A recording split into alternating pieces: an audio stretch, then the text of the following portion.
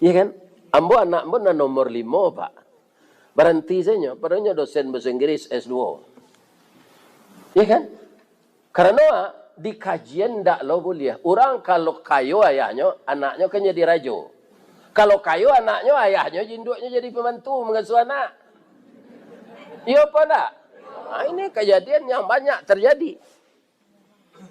Coba bayangan kalian na mudo-mudo jangan disuruh aja orang gaik mengasuh anak. Lihat enggak tuh?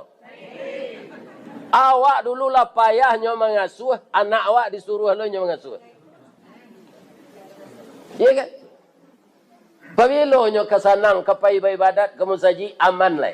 Disuruh yang mengasuh. Jadi diambillah oleh anak saya itu berhenti dia jadi dosen suaminya saya.